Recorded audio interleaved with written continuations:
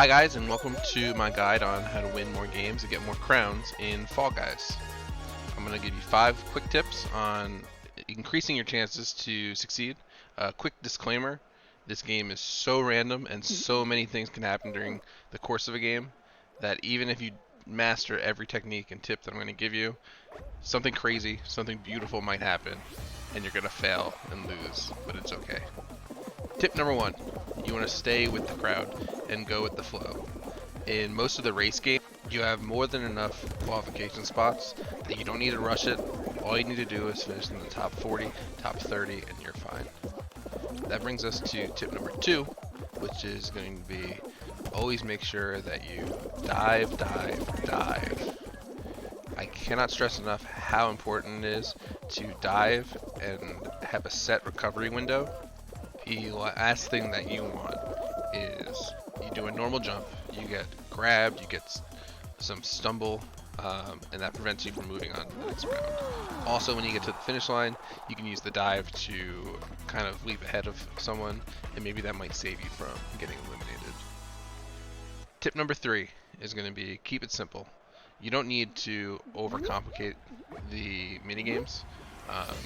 Some of the minigames really are just don't fall off a platform. All you have to do is move as little as possible, stay away from the crowd, and you should be fine.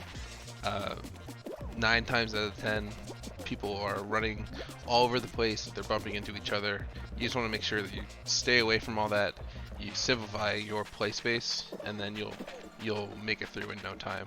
I know sometimes the games go on a little bit longer than you might want playing it so slow, but in the end you're here to just make it to the next round. You're not trying to knock other people off or make plays. You just survive.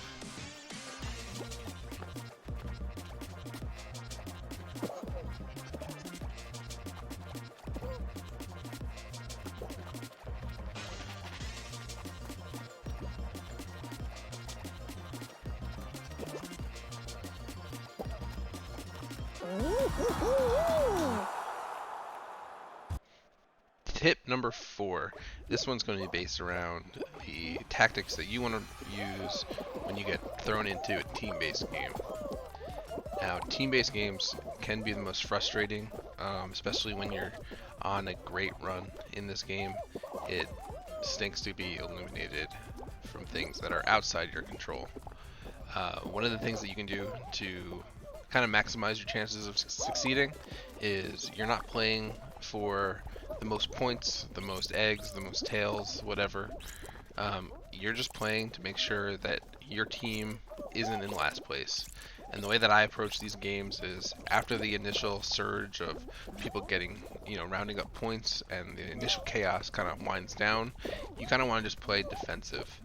If you're in the egg gathering game, you kind of just a goalkeeper.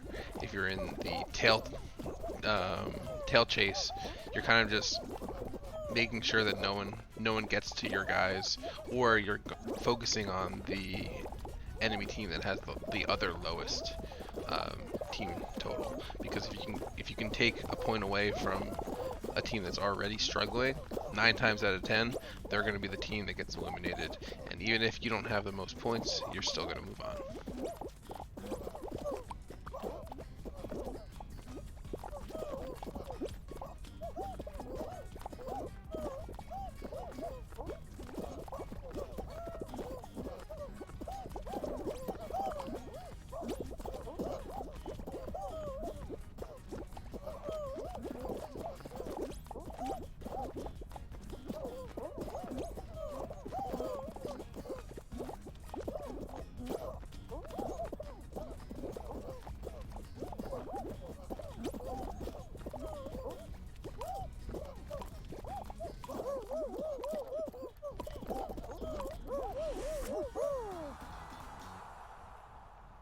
Alright, and now this brings us to the final tip of the video, number 5.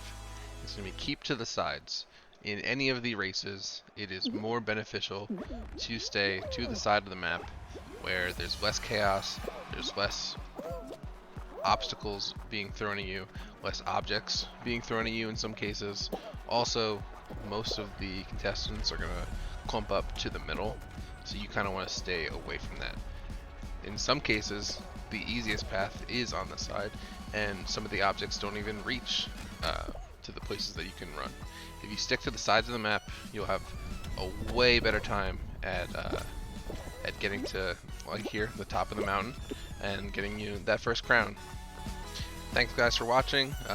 Let me just grab this crown here real quick and wrap up the video. Easy. I mean, let me just survive on the hexagons real quick for the win.